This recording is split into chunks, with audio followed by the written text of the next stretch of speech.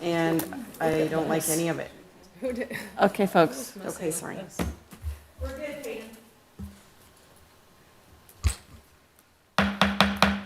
Good evening, everyone.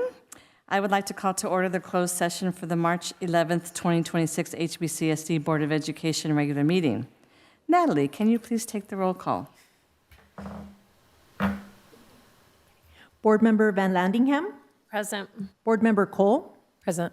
Board Member Bove-LaMonica is currently absent. Vice President Clerk Kluth. Present. And President Barrow. Present. Public comments regarding, okay. Members of the audience may address the board regarding closed session agenda items. Comments from visitors shall not exceed 3 minutes unless waived by a majority of all members of the board. Natalie, do we have any in-person requests to address the board? We have none. With no comments, I'd like to adjourn to closed session, and we'll return at 6 p.m. for open session.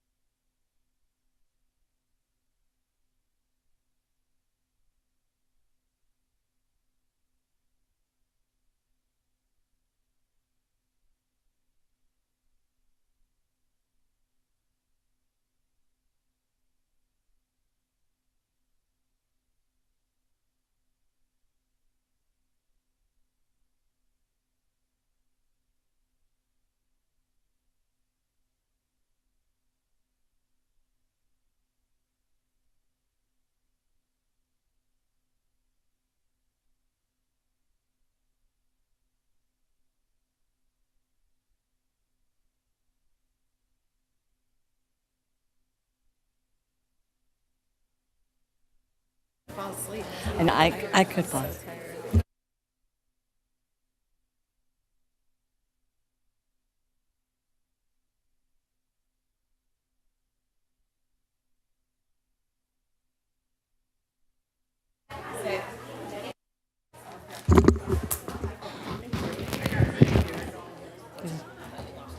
Anybody before we?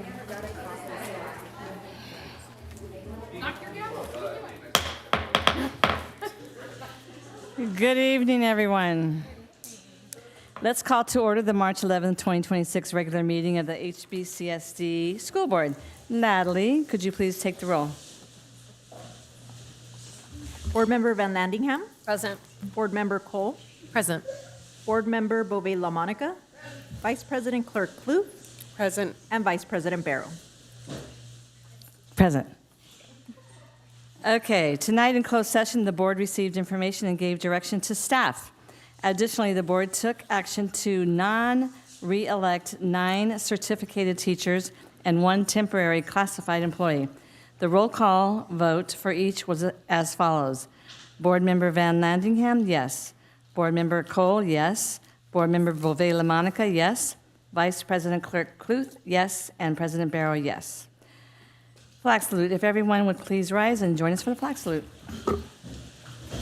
Ready to begin.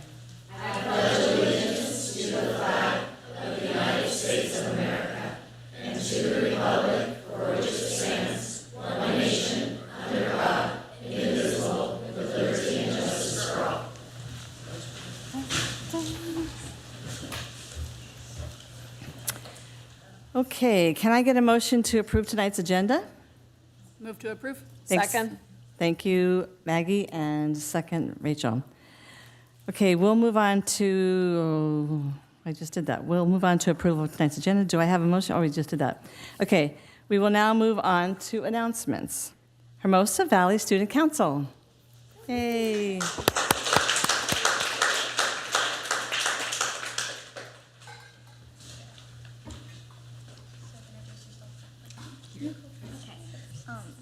Hi everyone, I'm Kelsey Kettler, Valley Student Council member.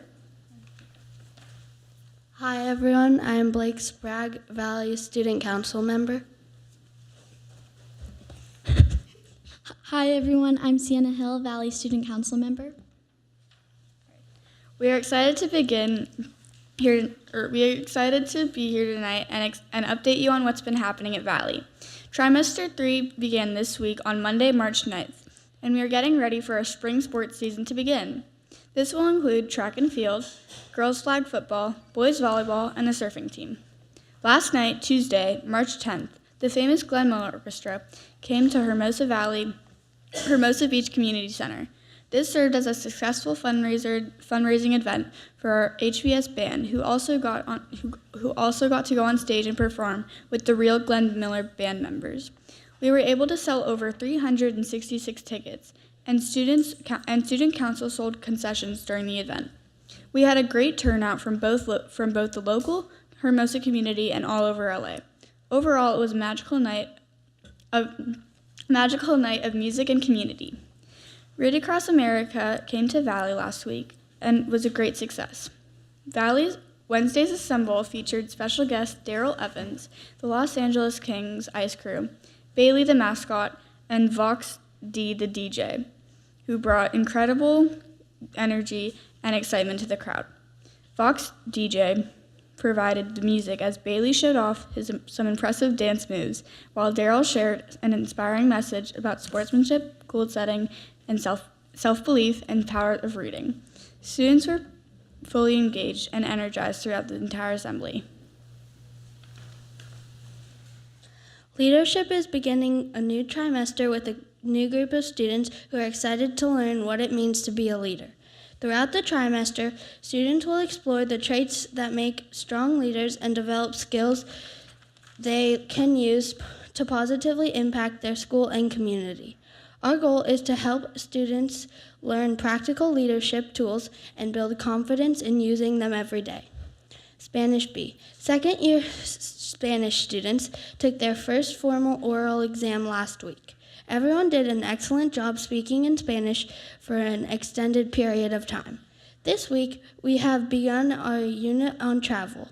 We are learning a lot about airport vocabulary.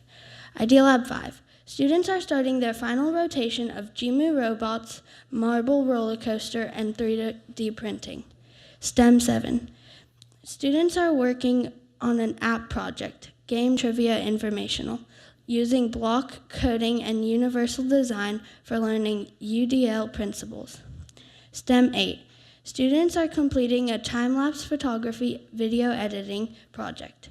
They have to take hundreds of photos and edit them to play chronologically to look like a video. There are rubric requirements for storyline, music, sound effects, and an aerial section that makes it look like they are flying by jumping and stacking photos.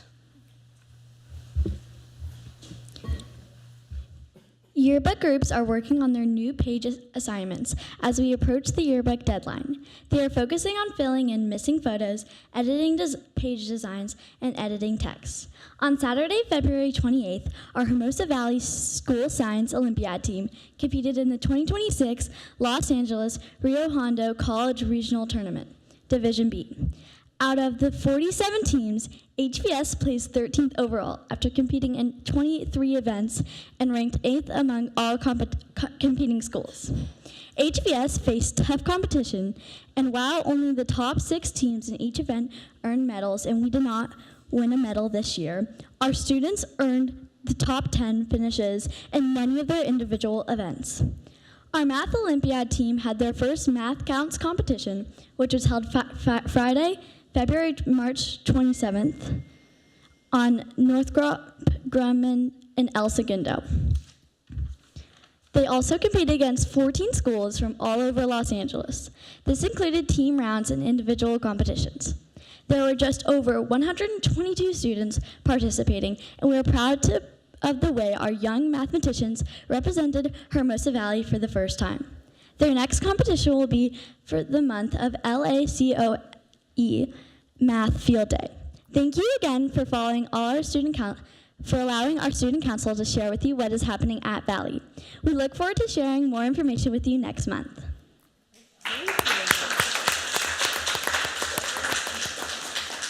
As always, you guys are the highlight of our meetings every single month, and because you're what we're all about, right? Okay, so moving on to public comments. Members of the audience may address the board on any topic regardless of whether it is listed on the agenda. However, the board may not discuss issues raised that are not listed on the agenda.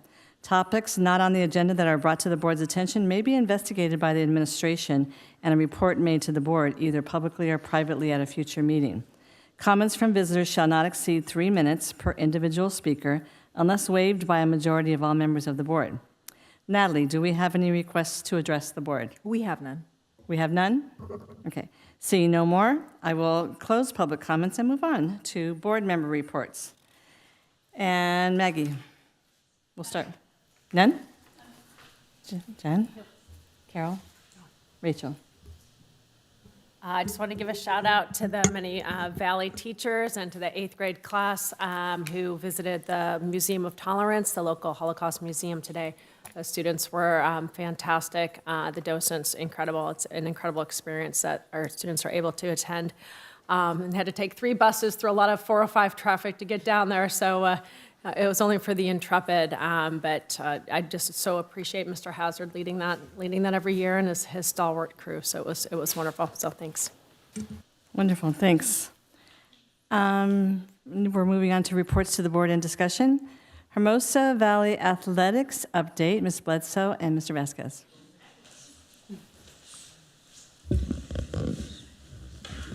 You go on left. I'll go right here. We can stand together if you want. Yeah. Good evening, board. Thank you so much for having us here tonight to talk about athletics. It feels like we're having an annual conversation about athletics, which I like because it keeps us accountable and makes sure we're kid-centric, and we can update you based on some of the questions that you had at our last meeting. So thank you for having us here tonight. Coach V, ready? Yeah. How you guys doing? Good. Good How to see are you guys. Break the ice a little bit, right? Yeah.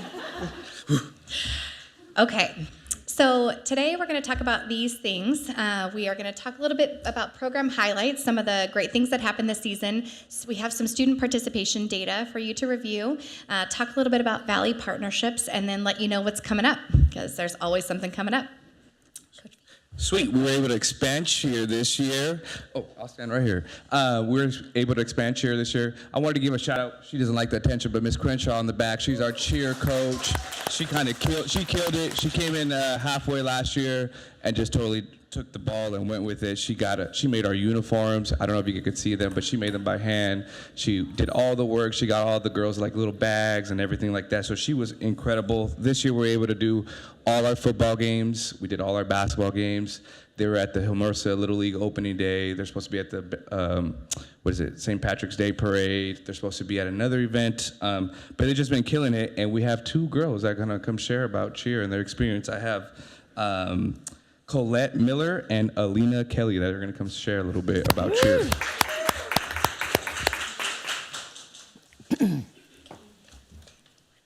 Good evening. Thank you for the opportunity to speak tonight. We are so excited to be here. My name is Alina. And my name is Colette. This is both our first year on the squad.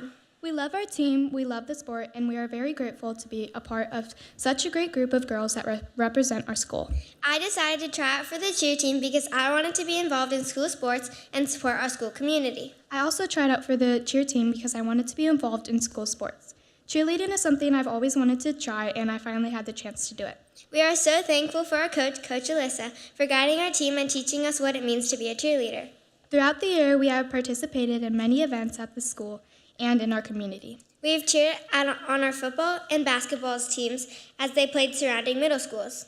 We have also participated in community events such as the Peer-to-Peer Sketchers Walk and the Hermosa Beach Little League Opening Day. We are also very excited to participate in the St. Patrick's Day Parade this weekend. Being a part of this cheer team has helped us build school spirit and connect with our community.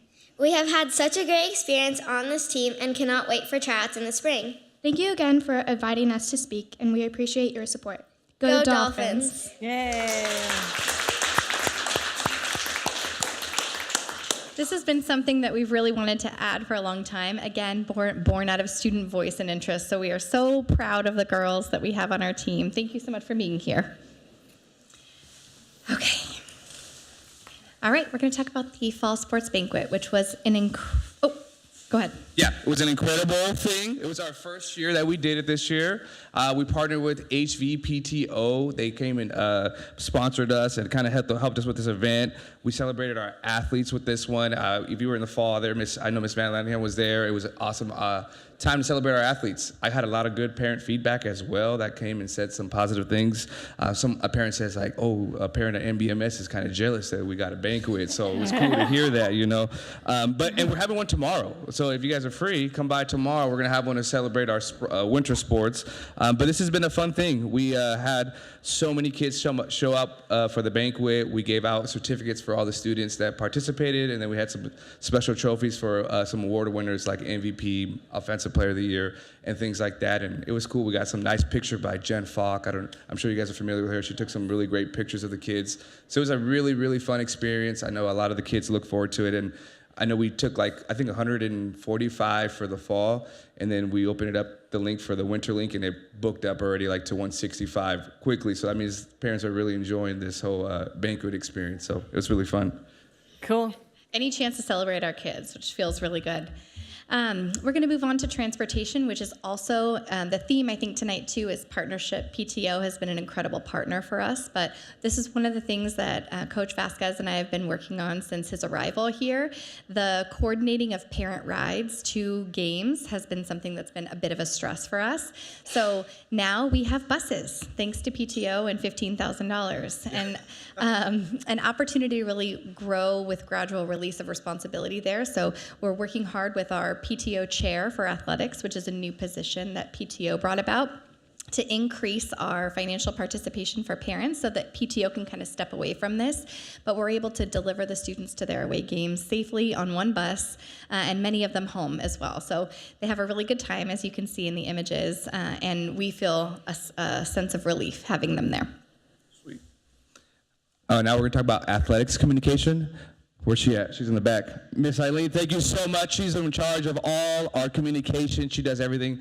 I don't know if you guys see on Instagram, like she'll bug me like, hey, where are the scores? I'm like, I'm sorry, I forgot to give them to you. And here are the scores. And she posts them on Instagram. She puts them on our staff website. She does a lot of our parent contact. I'll like either write a script for her or she'll help me write the script and say, hey, we got to get this going. So I know tomorrow she's going to be sending out, hopefully tomorrow or the next day, we're going to be sending out our information for spring sports. But this has been a really good platform that we've had. I've had some parents say like, hey, I really enjoy being able to go to the website because a lot of this on the website, it has like all the addresses for the games. It has all our forms. It has information, who our coaches are. I don't know if you guys had a chance, but we have like a little bio of all our coaches on there. So it's been like a really fun website. So shout out to Eileen. That's super helpful, man. She's like the whole mastermind behind that.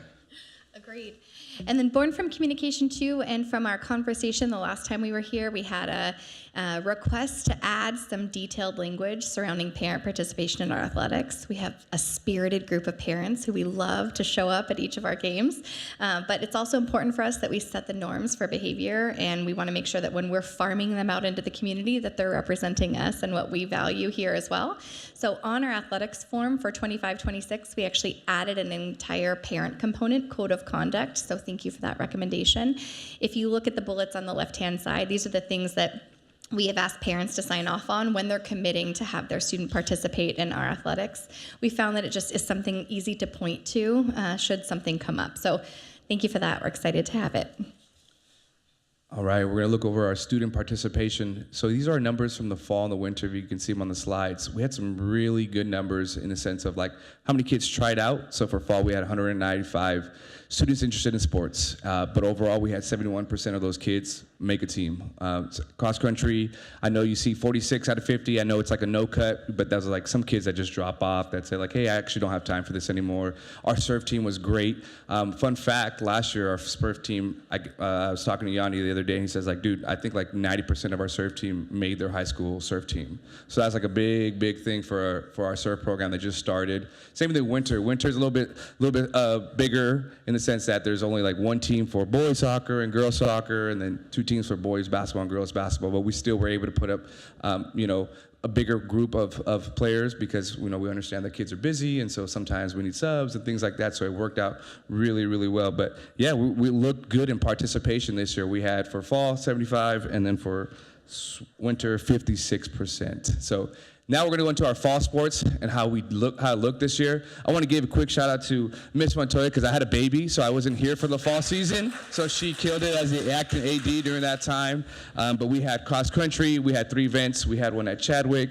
We had one that we hosted that is just getting better. I don't know if you guys had a chance to come out, but like PTO got the whole like start line, finish line, and we were able to do that. And then we have the one that we do at MBMS. Mr. Hazard also does a great job of like doing these fun runs for the kids on the weekends. Like, hey, if you want to come join us, come join. It's optional, and so he'll do like these runs that he calls it Agony Hill somewhere like in Palos Verdes. But yeah, that was our fall sports. We killed it in fall. Our boys football team did so well. I think one of the things that a parent told me was it was really cool to see the 8th grade boys and the flag football team kind of take the 6th graders underneath, because this group of 8th grade students, a lot of their parents were like coaches and volunteers. And so they're like, hey, we need to get some of the 6th graders in. And so it was really cool to see some of the 8th grade leadership serve our 6th graders. You can see that picture right there. That's Anders, our 8th grade. And then that's Hendrix Fanous, our 6th grader. But, that's an awesome picture that we have those 2 same players on the same team, right? And then that's our surf team. Our basketball coaches are great. Our girls team went undefeated. They didn't lose a game. They beat everyone in the South Bay League. So that was a fun thing. Yeah, they'll be here next month. They will be here. They were supposed hopefully to come tonight, but we knew it was Costa night, so we kind of pushed it for the next one. But yeah, they'll be here next month to be celebrated. And then our boys soccer team, we didn't start off too strong, but we finished strong. We beat MBMS. Yeah, we did. It was a great game. They did amazing. Our girls soccer team did amazing too with Miss Gonzalez. She was able to come out of retirement and help coach for the girls soccer team. So far, winter was a success. Just to pop into some of the feedback that I receive from parents is the relationships that are made on these teams are for forever. So they have these pictures, they have these memories. We see our boys on the left of that picture right there, but they're having a good time. And I think when Coach Vasquez started, that was his goal. He's like, let's teach kids the fundamentals, but also let's teach them to have a good time in athletics. Okay, big data. All right, here is our impact. So in the fall, winter, the impact, so total athletes participated in the fall, winter were 218. So that's about 50% of our students, almost like 48% of our students are doing some type of after school sport at our, at Hermosa Valley. We have 19 coaches. We have 10 volunteer coaches. So we have our head coach who is like, in charge that, is in charge of the email contact and players and conducting practices. But we also have a lot of volunteer coaches that come out and say like, hey, I just want to give my time. I also want to help out, some of the sixth grade parents are coming out and helping out.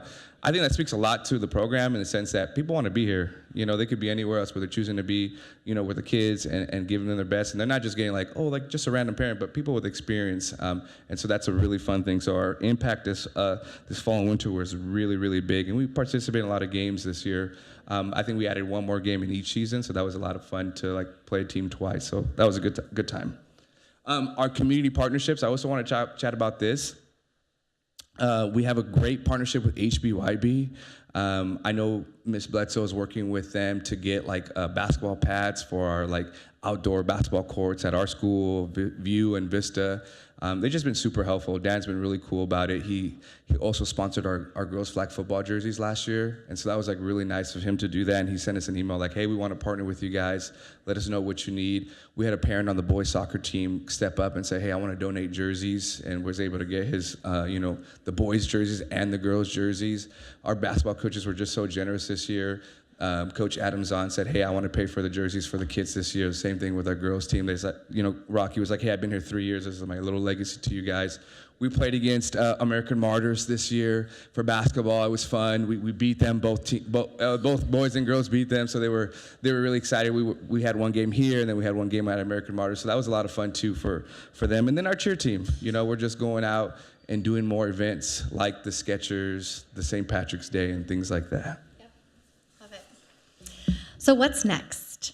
We surveyed over 400 students in advisory. Advisory has allowed us this opportunity to get real student feedback on what is of interest to them. And so really the two main questions that we pulled were, how could we improve our athletic program, and what sports would you like to see added? These are real responses. So one was better equipment, and one was additional sports offered. I'm going to let Nate in a second take the additional sports, but better equipment is something that we can look at from a budgetary standpoint to see where my fund's going as we begin to plan for the LCAP and as we begin to plan where we're going to allocate funding. Just taking a look to see how do we best support our after-school sports program, simultaneously our PE program, because there's some shared resources there that we could work to capitalize on. And then, surprise, surprise, the number one ish is esports that they want to see added, which I'm not sure you can. 100%, and you can't get physically hurt in it, which I'm a big fan of. So I think this is something that we'll talk to Dr. Wilds about and explore. I know you have some contacts, so kind of looking into that, as well as tennis, which actually was a bit of a surprise to us, but I'll let Nate speak on that. These are the other contenders: dance team, pickleball, which our neighbors would love, and then baseball. And we have a lot of students participating in HBLL, and opening day is happening this weekend, so there potentially is some kind of a partnership. I think our number one thing that we're managing with right now is time and field space, which is one of the reasons we only have one soccer, not an AB, for both boys and girls. We are running out of daylight, we run out of field space, so there are some things that we're contending with regard to that, but Nate has some ideas for tennis. Yeah. I know we have local tennis courts right here. I'm not familiar with the area, but I know we have some right here, and I've talked to some of the kids, and they say hey, you can rent those out. So I was thinking maybe doing an intramural thing for our school, whether it's Valley versus Valley, just say hey, come sign up, 10 versus 10, winners bracket type of thing. I also wanted to look at some options for lunch, because we're hitting our capacity for after school sports, because we already started at 3:30 and some of our games end at 6:30. So adding another game would be really late. But adding opportunities for kids that are maybe not being exposed to after school sports, maybe doing something during lunch, like a lunch club, whether it's like, hey, we do throw some pickleball courts on the gym floor or outside, or we do esports as a lunch club to start off, to say like, hey, maybe we'll start off as a lunch club and see how much interest we get in that. And then with tennis, I would love to get something like that going maybe next year. Something simple, like, hey, we'll just do a little winners bracket, and then maybe I can email some of the ADs and say, hey, want to send your best two, and we'll send our best two, and we'll do a little match. Start off small, and then we can work our way to maybe getting something going on for our school program. Especially because we see that there are a lot of students that are interested in this, so we want to hear the student voice and see what we can put into play. No pun intended. So, additional what's on deck. All three of these images that you see on the right-hand side were born from this body. And we're excited to announce that Allison and Nate are going on April 2nd to the Run LA 84 PD. It's going to be really great to learn from local educators. It's also going to be an opportunity to talk about what we can embed into PE. Sports, people are doing different things, and then Nate and Allison will take it back to our staff and present at a staff meeting of what they came out with.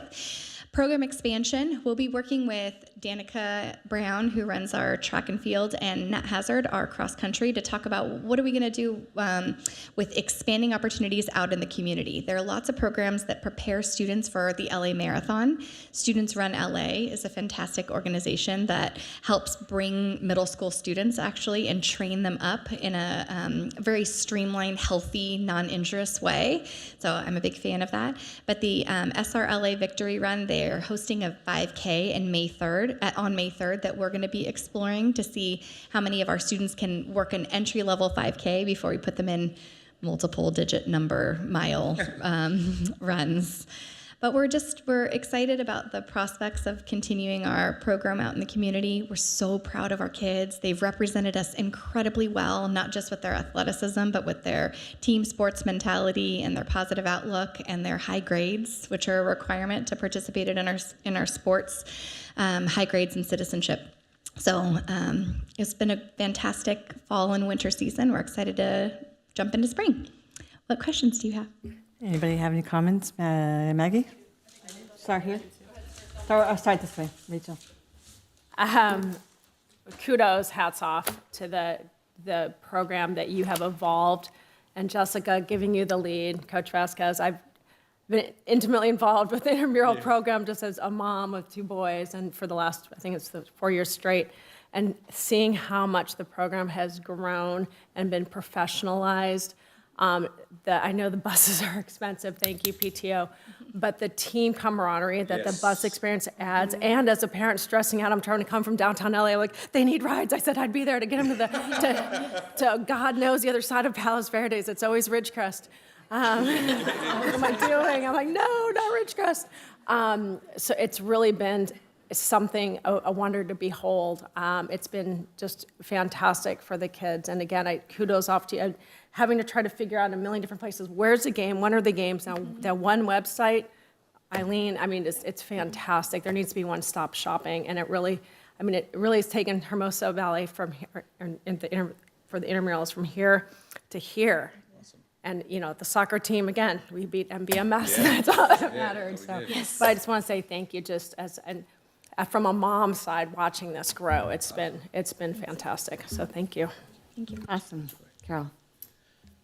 I concur with everything that Rachel just said. I think that you guys have done a fantastic job, and the program has evolved enormously since you stepped into this role. So thank you for that, and for everyone helping that along, from Eileen to Jessica to Allison. And I had one question, but is anecdotally, I don't expect an actual, like a real percent answer. So 48% participation is awesome. Do you think a lot of kids do more than one sport, or do they mostly do one? Yeah, a lot of kids do more than one sport. Some, like Jax, plays almost all 3 seasons, fall, winter, and spring. But I think the cool part about our school, we have like a lot of active kids. Like our cheer team, there's kids on the cheer team, they're on student council, and then they'll go do volleyball as well. So we do have a lot of kids that do participate throughout all the seasons, yeah. So some of the numbers would be double, like, hey, they played in fall, spring, and winter. Yeah. Okay. Good, thank you. Yeah. Good question. Jen. Yeah, thank you. You guys do a great job, and I love your enthusiasm when you come up and present. And congratulations on your new baby. Thank you. A couple of things. Did you say that you guys have a contact with the esports? Because I know at other middle schools in They do. Redondo, Paris, Yeah. and Adams, you know, they have- Yeah, it they was, have a competition. It's like it's a company that something. comes It's a on. Yeah, thing. it's not cheap, so trying to figure out budgeting, but it's an amazing event. Right. And then just knowing that the Olympics are coming. Yeah. Just since our sixth graders will be eighth graders, right? The summer the Olympics happen, or was that right? Am I right? There may be 2028? Yeah, they're going. Yeah. Yeah, just something to like put in the like hopper over there in your minds of like how we can get people involved or thinking about the Olympics and what we could do to. We kind of- actually have some ideas. I want to meet with Dr. Wilds before I present them to you publicly, but there's some things that, there are some companies that work with Paralympians and also Olympians Totally. that come out to schools and do fantastic assemblies and then work directly with PE teachers. So we'll work together on what that looks like. We know women's flag football is going to be a really big Big event. deal. It's going to be a Yes. big deal. So I've got some connections there if we need Okay, them. cool. Oh, good. And then FIFA's, World Cup's coming. Yeah, and that's this year. We just yeah. want to support whatever Maggie's ideas are for FIFA World Cup. She's got ideas. Maggie but- doesn't have any ideas. Maggie has lots of good ideas, and I just want to encourage her to share those. And my last one was, my next excitement would be, I think in the gym would be a great place to start like a wall of fame or a hall of fame of Hermosa athletes that have become. Did Mr. Butcher get to you before I you have asked that? I've talked about this for years. But I am happy to be a supporter of that. I think Mr. it'd be Butcher just fun has and interesting. Data Yeah, from he the does. moment he started working here So on. just send him my way. Yes, We'll work you it got My it. Okay. daughter's on that. Yeah. Just My saying. daughter's on the Just list. saying. My daughter's Interesting, on that. just a way to like inspire kids along I the think way. that's a great idea. And there's a wall for it. So, yes.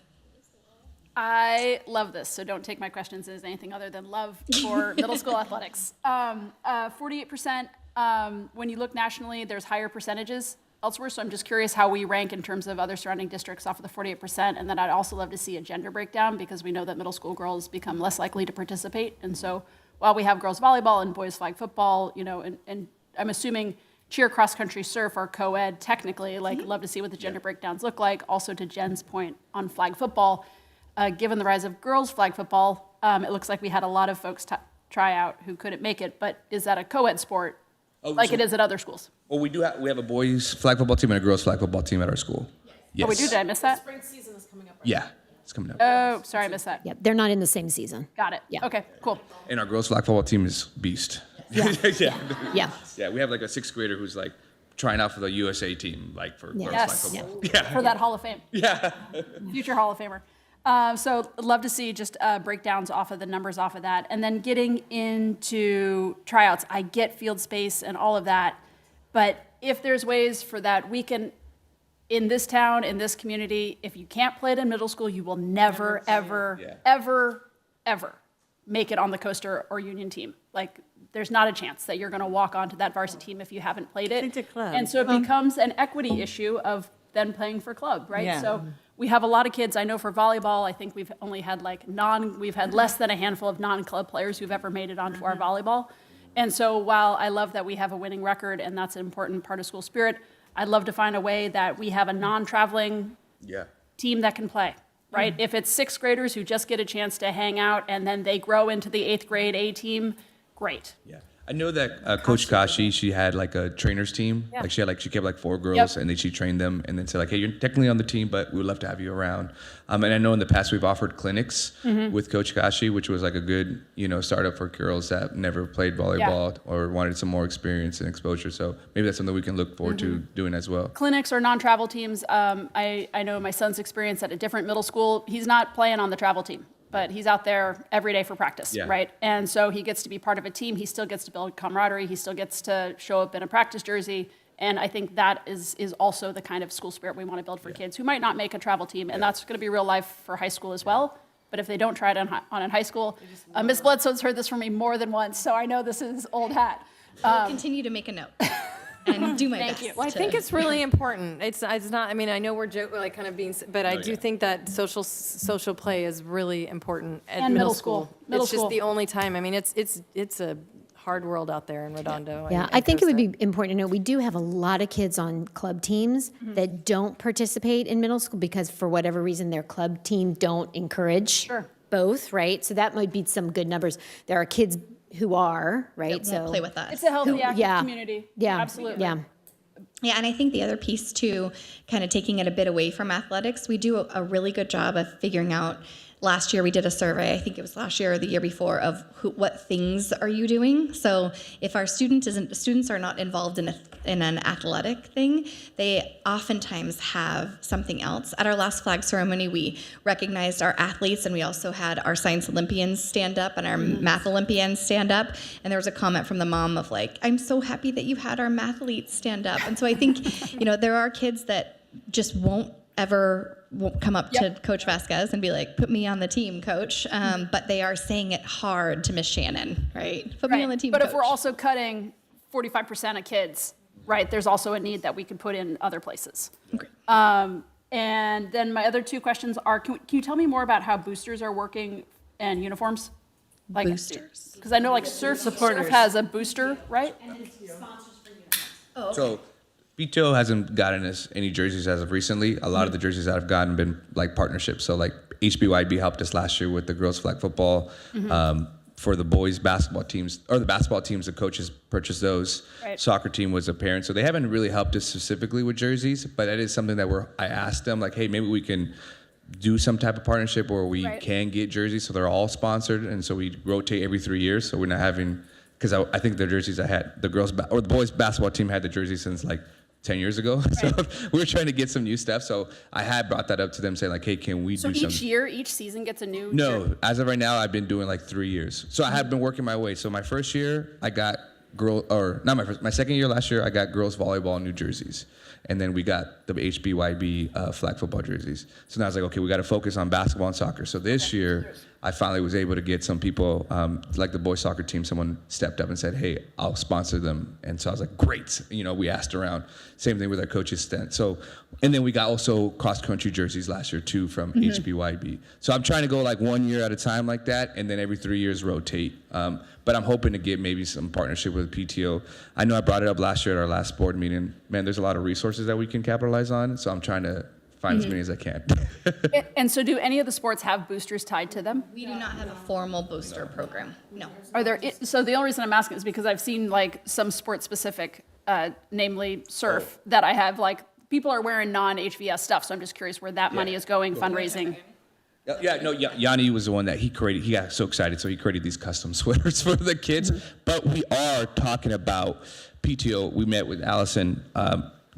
Jen's been incredible. She's like, hey, what if we did some type of, you know how we have merch for the HVS merch? She goes, what if we did something, but it's like general across all our sports? So like, hey, I made the HVS soccer team. You can go online and buy the HVS soccer team sweater or the basketball team, and make them a little bit unique to their sport, so it's not all the same, but we are trying to look into something like that. We just haven't had the opportunity yet to bring in that. Thank you. Yeah. Uniforms are triggering. I grew up in the 90s where I had hand-me-down boys. Soccer jerseys and... People will buy okay, my last note. Sorry, I took up a lot of airtime up here. I know Ed Foundation's doing the Golf Classic next fall, and so with that just made me think what you're talking about in terms of a tournament, like a tennis classic could be really cool and make it multifamily, multi-community. We have a lot of golfers. A lot of golfers, a lot of tennis, but like I know that's coming up and they're going to do a big launch for it, so it seems like there's got to be something we can do to support. Thank you all for your time. Thank you, board. All right. Okay, well, thank you so much for everything. They've got it covered with the questions, and I'm done. You go. Thank you, thank you, thank you. Thank you, guys. Thank you. Okay, continuing with reports.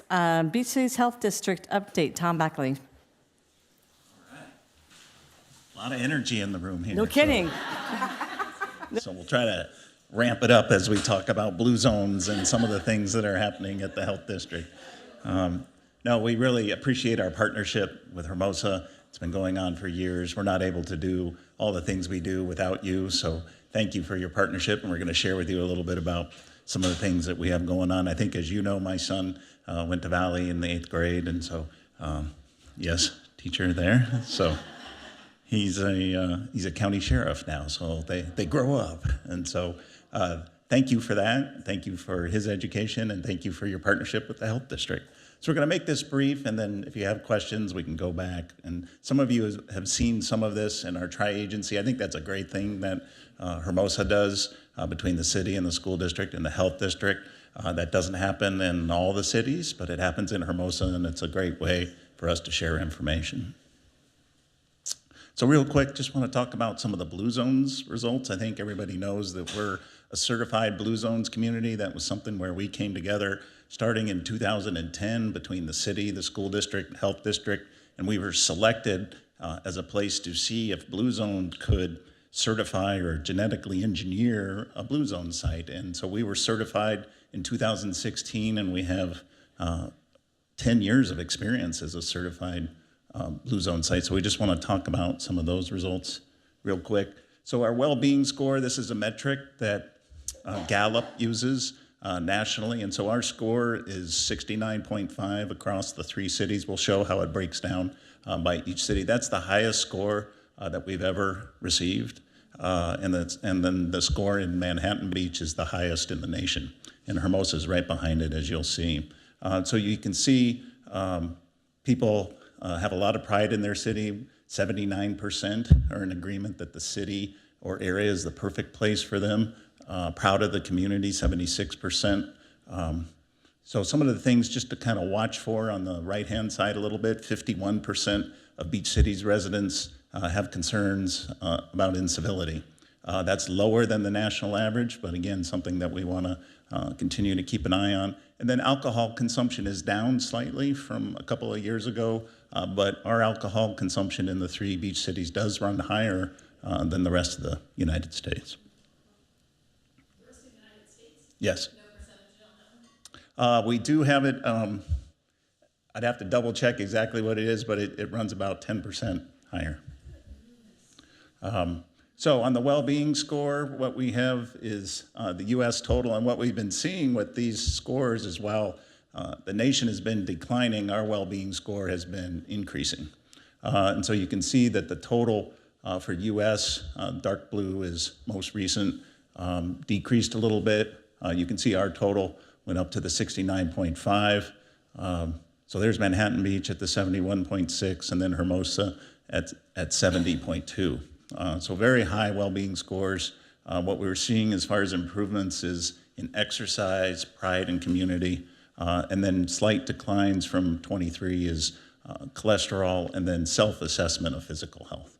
So these are questions that Gallup is asking across the nation. So these are things that our board uses to drive its health metrics and its health priorities. And so then we gear our programs and our partnerships with you to try to turn these numbers around as we can. Can I ask a question? Sure. When you say declines since 2023 and one of them is cholesterol, is that actually saying cholesterol's gone up? Is that what that means? Yes, Okay. that's what that means. Correct. So real quick, just want to, everybody always asks you, I'm sure, show me the money or what's the finances. So we just want to talk real quickly about how the health district budgets. We have about a $15 million budget. About a third of that comes from property tax. What we're really showing on this slide is the orange piece of the circle there on the left on the revenue. You can see that's money that we receive from our property, our assets. So we use that money to then provide services and programs, helps our partnerships with you. So you can see on the revenue side, it's 4.1, and then if you look over on the expense side, you see the 2.8. And so we're netting about 1.3 million. When I came to the district 9 years ago, we were netting about 3 million. And so what's happened since then is our buildings have gotten older. We're not having as much occupancy. We had some people leave during the pandemic. And so when we're trying to figure out how we can continue services, continue our partnership, continue to contribute to the schools, we're facing declining revenue from our assets that we used to provide those services in the past. So that brings us to the campus and what we're trying to do on the campus. You can see on the bottom there, that's Alcove. That's a rendering of Alcove. I think everybody's familiar with Alcove. That's a place where youth age 12 to 25 can come and receive free mental health services or just come and hang out. It's a place where they can drop in, lowers the stigma. We've had 16,000 visits. That's not individual kids, but 16,000 visits in the 3+ years that it's been open, and about 10% of those, so around 1,600 youth are entering service. And I'd have to double check, but I think about 10% is coming from Hermosa. And so we're pleased with the impact that it's making. Our board has decided to go ahead and build this building, and so we're going to be breaking ground on that. It's going to be on the corner of Flagler and Barrel, and we're going to break ground here in April. And so the district is going to, the health district is going to cover the difference between a state grant and the cost to build that building. So I think if anybody hears anything tonight, if they hear blah, blah, blah, blah, blah, Alcove, you know, if you know any youth age 12 to 25, they're having any kind of issue, just refer them to us. They can come in. They're going to see somebody that looks a lot more like them than me. You know, they're going to see youth. And the way that we know that we're doing it right is when we toured my son. I toured him when he was 25, and he looked around and he said, wow, this place is great. You didn't have anything to do with it, did you? And so that's really what Alcove is about. It's for youth, by youth, and it's working, and it's starting to spread across the state. So the trick, and I'm going to go real quick through here, is what do we do with the rest of the campus? You can see those two office buildings up front. The one on the left has a longer-term lease. The one on the right reverts back to the health district in 2030.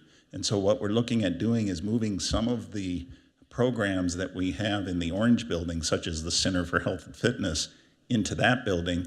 And then you can just barely see the lot at the top of the slide there, that brown square. That's where Alcove is going to go. And so the plan is to move everything out of that building by a year from now, by March of 27. So Alcove will be in its new location. The Center for Health and Fitness will be over in that white office building up front. We call that the 510 Prospect Building. And then we're working with a developer to redevelop what you see there in orange. So lots of discussion, of course, over the last 9 years. We started well before then. Again, we're trying to create a place there where people can come and be well. That's the vision of the master plan that the board has adopted. They adopted that a few years ago. And so that's something that we're trying to bring to life, and we're now breaking ground this year on pieces of it.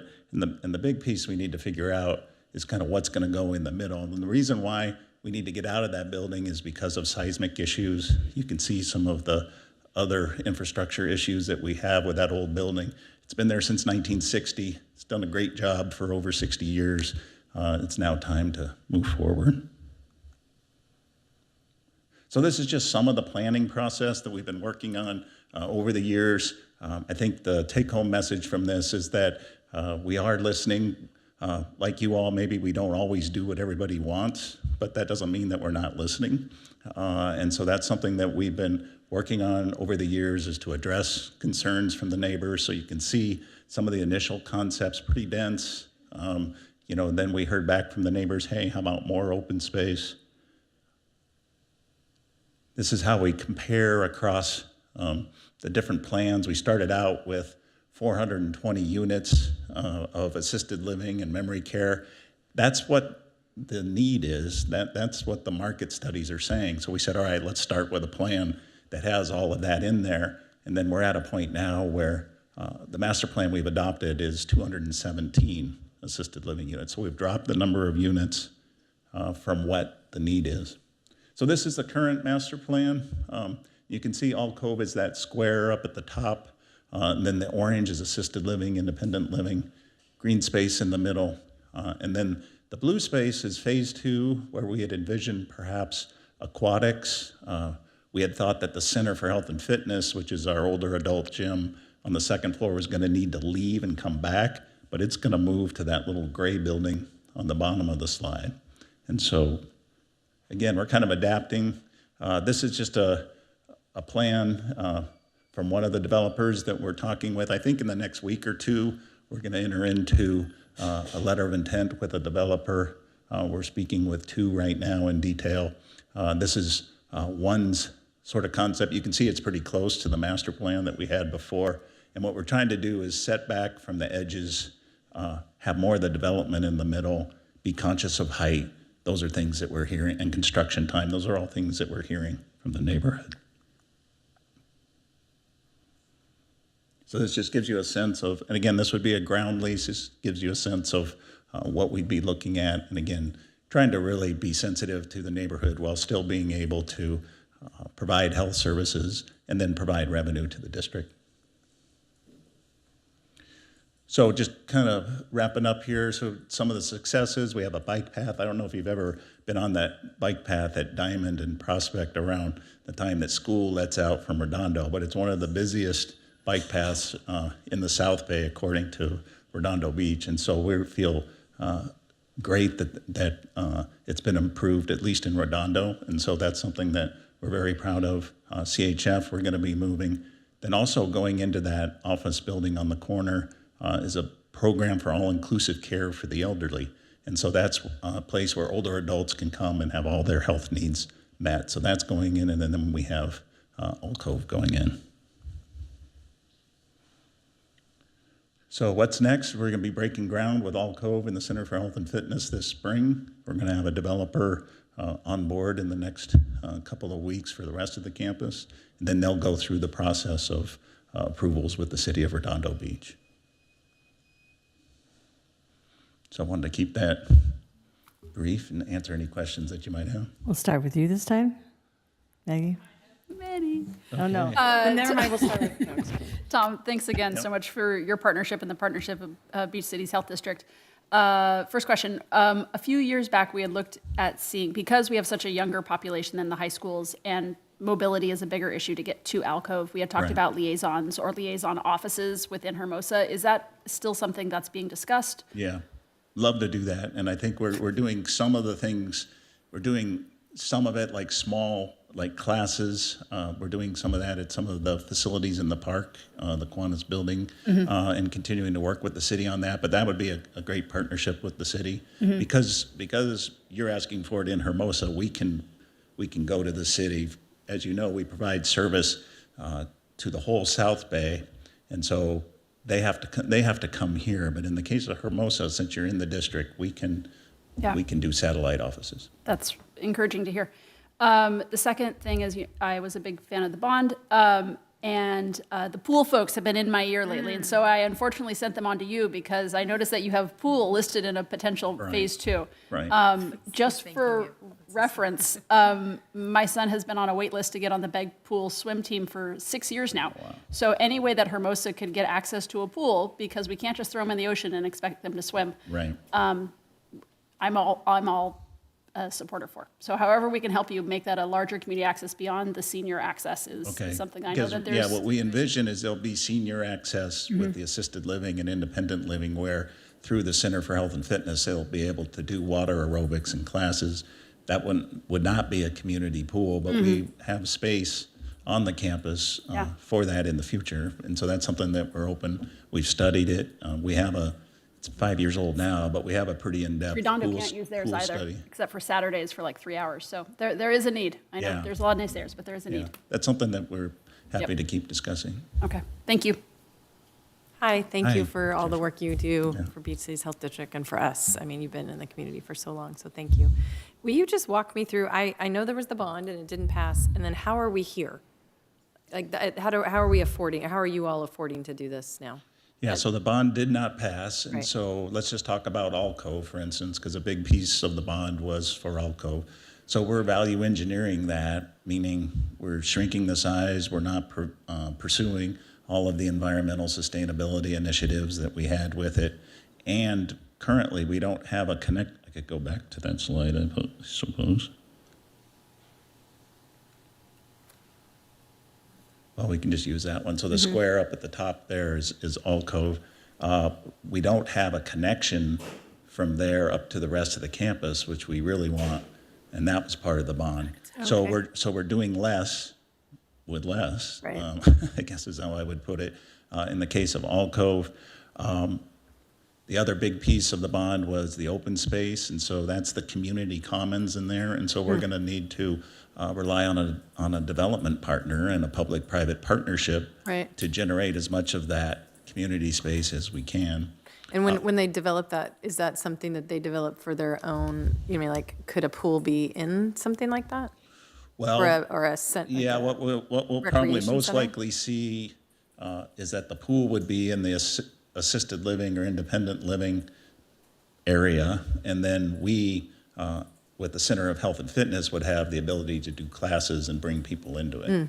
Now, if there was additional space, which there is, it's a large campus, which is one of the reasons why we've been urging Redondo to not limit our zoning, and this current city council has decided not to do that, and some of you supported us with that, and we appreciate that. So we have the capacity to do it in the future is how I would answer that. So the way we're doing it is we're doing less in the case of All Cove. There'll probably be less open space, and we're going to be relying on the developer to help with that. And then we're negotiating with the developer to demolish the old hospital building, which was another thing in the bond.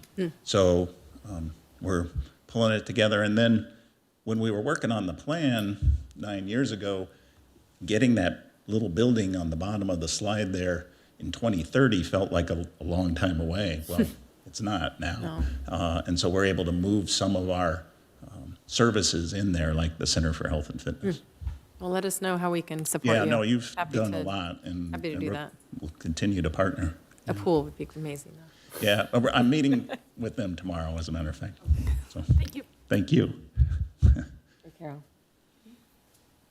Thank you for that. Great Yeah. presentation. I just had one comment, and Maggie brought up the partnership with the schools and All Cove, and it occurred to me that it might be nice down the road to have a partnership with the seniors facility as well and our students. I think that that's Right. would be beneficial for both of those sets of both children and aging elderly. Yeah, I'd love to figure out a way to partner up on that. That's really a vision for the campus, is that intergenerational, and we could be doing a lot more there. Great, Rachel? My colleagues asked all the questions that I had. I just want to say thank you, and I was really disappointed when the bond didn't pass. It felt really short-sighted by our community, but I love the fact that you're driving on. And is there a possibility for a future bond proposal? I mean, I know those take a tremendous amount of work. Yeah, probably not.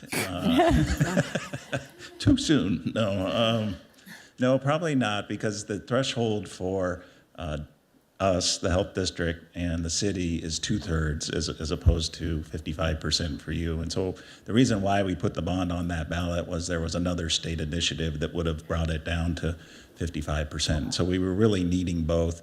And so probably not a bond, but we are doing a lot with charitable giving and philanthropy. That's a whole area that Allie Stewart, who many of you know, has started up. And so the community is responding there, and we are getting gifts and some of the donations, like you mentioned earlier, for some of your sports programs. So we're seeing that and substantial contributions. So we'll continue to do that.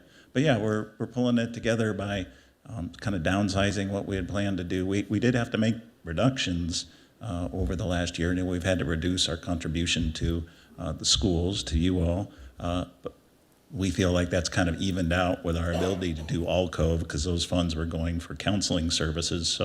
But we'd love to get to a point where we could restore some of the services and contributions we've made. Great, thank you so much for everything. Okay, thank you. Right. Okay. Moving on to district communications update, Ms. Lavin.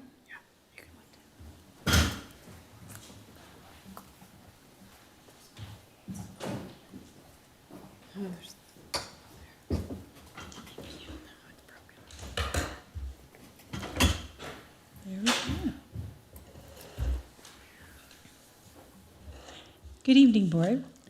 Good evening. My name is Eileen Levin. I'm the Communications Director for the district, and I'm here tonight to speak to you about our communication transition on our platform. I'm going to go ahead. Let me find my slide here. I might have got this wrong. There we go. Okay. So what is Parent Square? Parent Square is a unified communication platform that is designed specifically for TK and K districts. It allows our district and our school and classroom communications to occur within one system. Messages can be delivered through email, through apps, through text, and phone for any urgent alerts. It also supports two-way communication and automated language translation. Importantly, it integrates directly with our Power School, so contact information stays updated automatically, which syncs every evening. Next. Okay. So why are we transitioning? So currently we are on Constant Contact, which primarily only does email communication for our principal newsletters, their staff newsletters, our Wave Watch that we deliver every week. While it works well for those types of communications, it does require manual list management. Whereas Parent Square, as I mentioned earlier, syncs every night. So we have that one thing that's verified where everybody, so if you came to school, you're new to the school on a Tuesday, that evening we can get that email to you. We also are transitioning because it does not support texting, alerts, and two-way communication.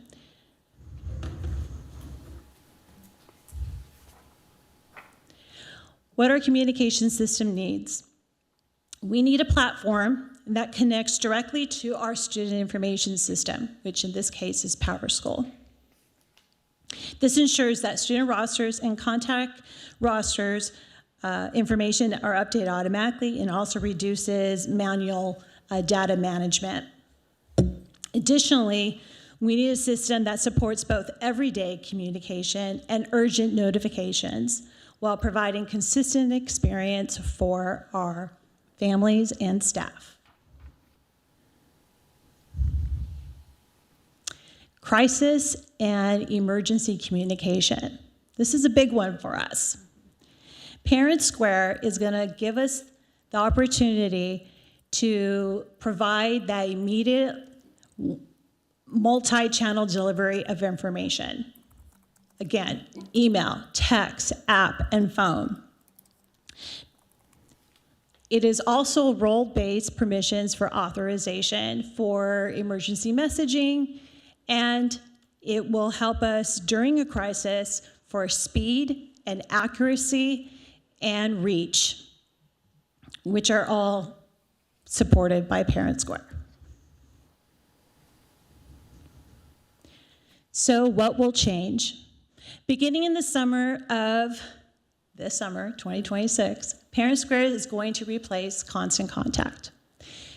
And our district and school communications is going to change to only one platform. Our contacts will be synced directly from PowerSchool to the system, and our district and school and classroom messaging will follow the defined communication guidelines.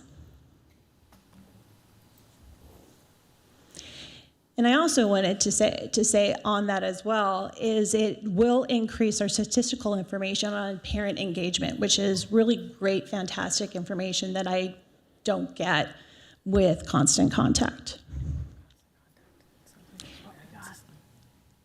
Implementation strategy. So we're going to make this big switch. How are we going to do that? And I've laid out how we're going to start it in the spring and move into summer and to mid to late summer. It's going to occur over this time, and we're first going to start to configure the PowerSchool integration and establish our communication roles and our templates. And then in early summer, we're going to train our district leaders and our principals, any key office staff members. And then later in the summer, we're going to activate our family accounts, and we're going to make sure that all of that gets tested before we go live. But we also don't want to break in communications because we are also communicating a lot with our families over summer.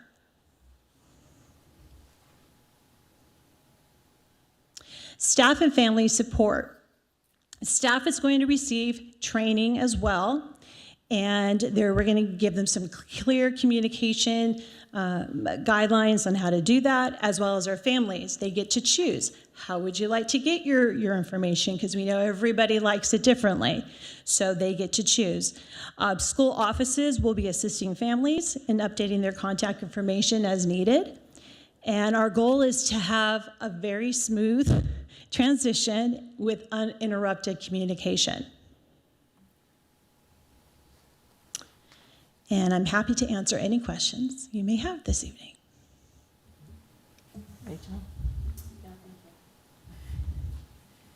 I have one question. Yes. Just more a logistics thing. So would parents be using this to use for Power School, or would Power School still be its own thing? So Power- It's the Power School integration. Yeah, but- so Power School so it's not a two-way integration. So whenever you have a student information system, you don't ever want, and Cassandra, correct me if I'm wrong, but we don't ever want information from the outside writing back into the student information. We only want it going out, right? So Parent Square has an add-on, and so what it does is it pulls most recent email, phone numbers, those kinds of things on a nightly basis, on a nightly upload. Okay. Yeah. So parents will still have to go in Parent Square, into Power School to update their contacts. Yep. And then this will be, they can download an app, or if they don't want the app, they can still get things like text messaging, emails, and all that. Yep. And messages all live in the app and in the Parent Square, in the Parent Square account. So if they say, oh, I didn't read that email that came out a week ago, they can go in and see it with the date. It also has daily attendance reporting. So if Corey wasn't in school that particular day, we can set it up by 12, 1 o'clock, 2 o'clock. We can send an email that says, hey, just a reminder, Corey wasn't in school today. Make sure you call the office and clear your attendance. And then when she comes in, it's updated in Power School, and that would sync overnight to Parent Square. Yes, exactly. Yes, right? yeah, Okay. yeah. It also, for us, the most important piece is that if something happens, we don't want a principal tied to their office and a laptop to send out messaging. Yeah. Mm-hmm. This allows the messages to already be pre-programmed, templated. I don't even know if that's a word, templated.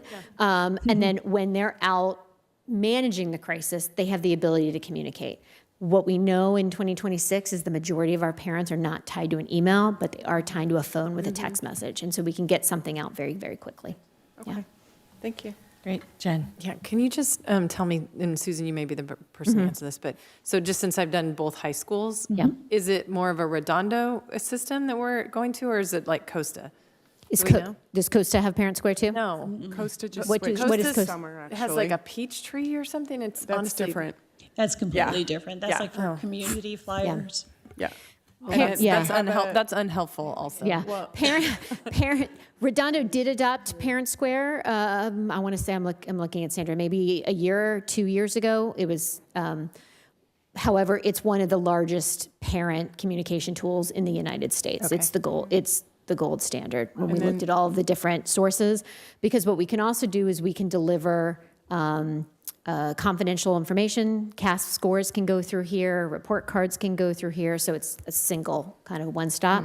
It also allows, teachers can set up field trip permission forms would be done right in here. Awesome. Donations for field trips can be done through this platform. So we don't want teachers collecting cash, right? Those kinds of things can all be done through this system. And do we have an agreement with them when we buy this? Will they train? Yes. All of us on Yes. that? I mean, all these, Yeah.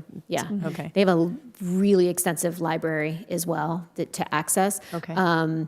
I've used it as a parent too, and it just was really helpful. Like, if I don't have time to read an email, I know I can always go back in and find whatever I need to find. Yeah, my experience is Redondo has something that feels a little more like up to date, and Costa is Yes. just a little further behind. Like, Yes. it feels antiquated, to be Yes. honest. But Yeah. So I appreciate if that's Yeah. where we're moving. That's Yeah. And then will things like all the stuff online or any newsletters, is that something you have to actually upload, or is that going to be a lot of work for you? How's So that work? what it's going to do is, unfortunately, Parent Square doesn't have, like, the graphics and stuff are different. They're more limited, but what you get out of it is so much more. And so I'll be able, it's just working with a new system. Okay.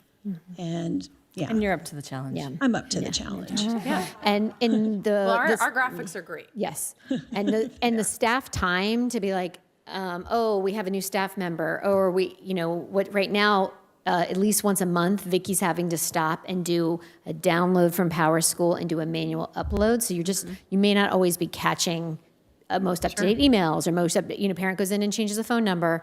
And again, this allows people to go in and say, this is how I want the information delivered to me, right? Yeah. So. Great. Good job. Good, Maggie? Nothing? Is that a no? Thank you, Eileen. As usual, you're awesome. Thank you, Eileen. All right, have a great night. It's really interesting. Okay. And now the one we've all been waiting for. So with bated breath, I announce second interim budget report. Ms. Montalvo. Thank you, Board President. I have the second interim report, a quick update for you all this evening. In summary, I'll wait for the slide to get ready. Thank you, guys. No problem. Okay, in summary, in the second interim, in January, we were able to finalize the negotiated settlement with HBEA. We settled on 1.75 and a $250 increase to benefits starting in January of 2027. Those figures are included in the multi-year projection, the current year and the 2 years out. So you're seeing real numbers for those, okay?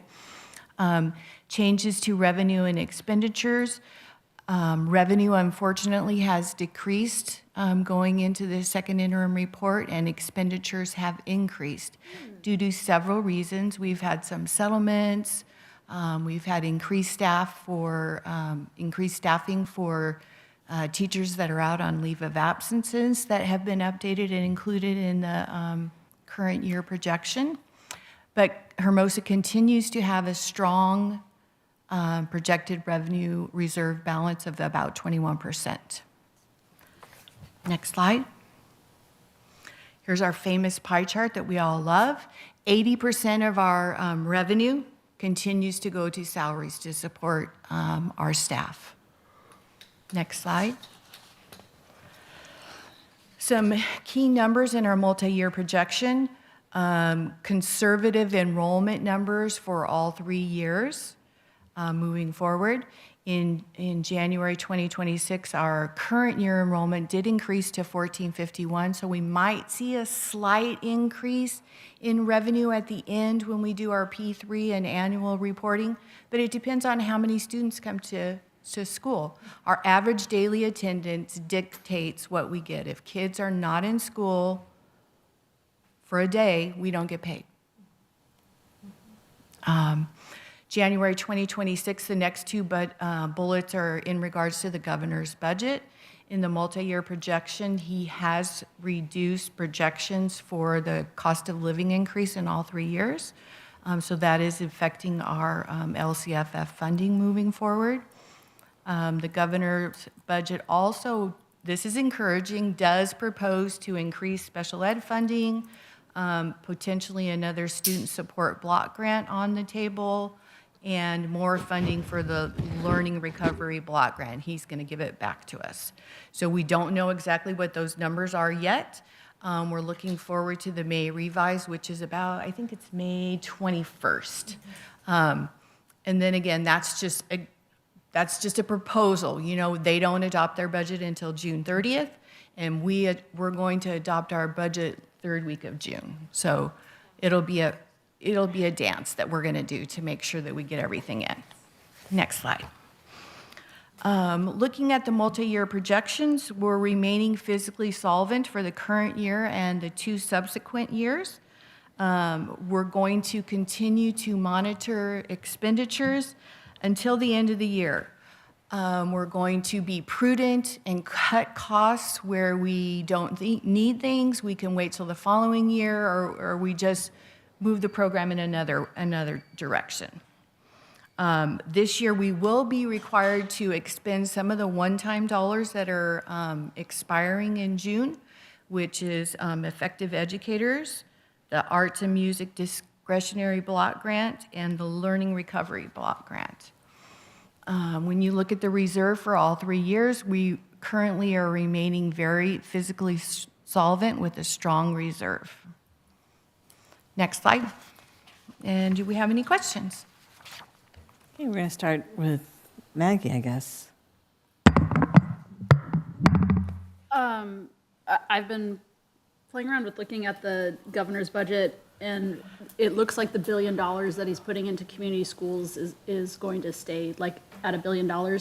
And priority goes to schools that, or districts that have over a 50% unduplicated count. So I know we're not in a priority category, but they're also talking about making this a permanent grant going forward off of this. And given that Hermosa has had an approach to whole child, I'm wondering if it makes sense for us to think in a future budget about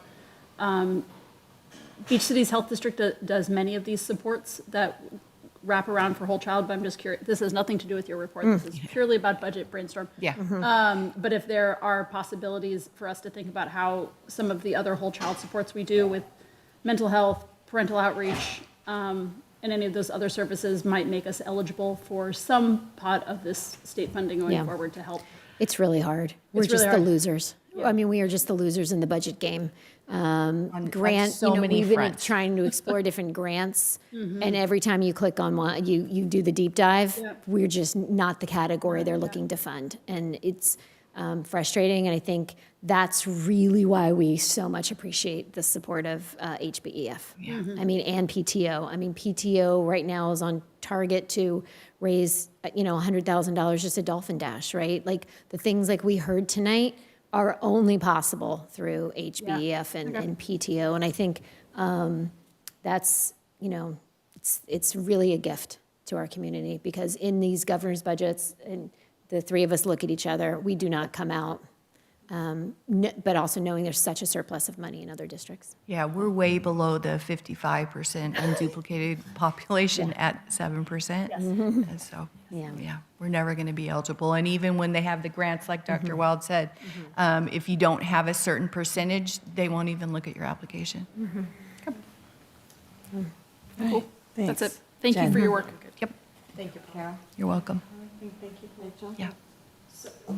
Where does that Prop 98 come in? Because that doesn't depend, it's not contingent on duplicated students, right? So Well, isn't that- we're watching the governor's budget with bated breath, because every indication is that there's going to be some deferrals, again, from Prop 98. So that that's a great question. If we only had an attorney on this panel.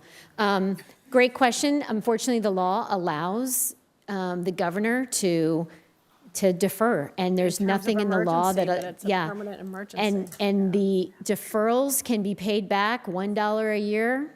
Like, there's nothing in the law that that dictates when that has to be shored up. So we're very hopeful. The legislative analyst's office is coming back a little bit more optimistic. The governor's budget, we were very concerned with. The governor's budget is really based on predicted revenues coming through AI in Silicon Valley, which the legislative analyst's office is like, that's too risky for us to look at. But the revenues coming back in are looking good.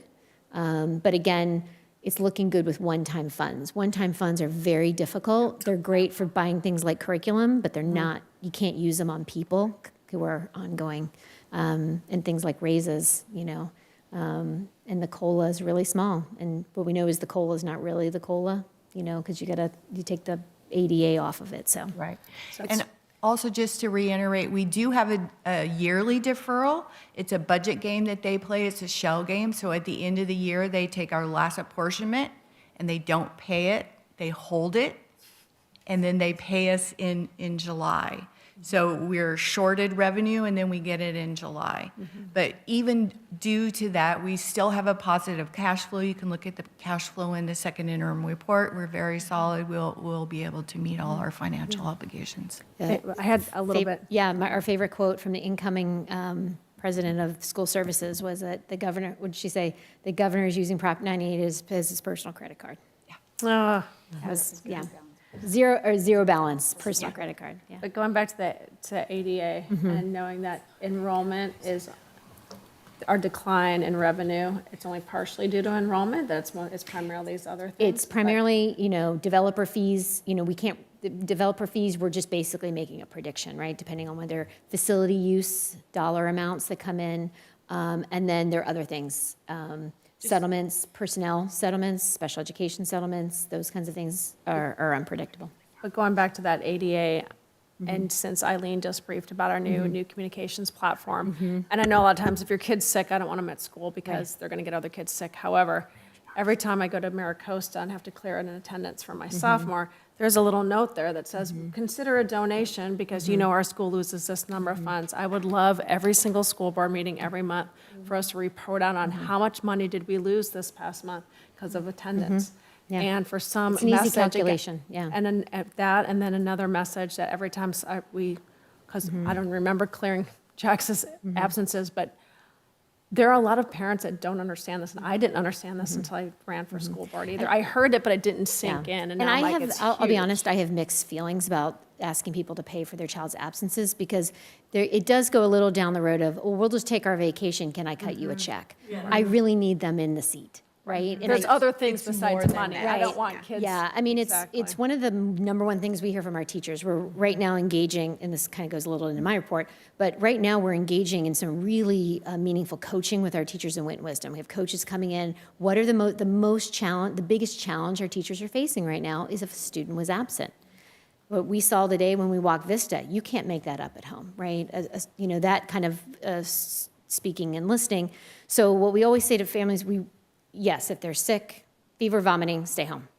However, let's plan the vacations around the 190 sick 5 days that you're not in school, right? Because we can't, we do want people to feel the financial impact, but we also don't want them to think it's okay to write a check to be absent. And maybe that's why I don't know what the problem is. I don't know how deep of a problem we have with absences that are kind of voluntary absences. Is there a way to find that out? We track it. We actually, But the we can see. voluntary, the type that you know they're not sick, we can figure that out. Yeah, we can pull. It's an easy report. And even, I think some parents think, well, if I called in the absence, it'll be okay. Well, we still don't get paid. It's but in the seat.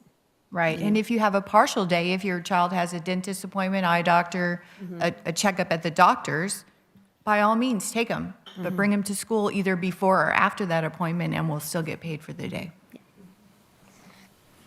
Go ahead. Yeah.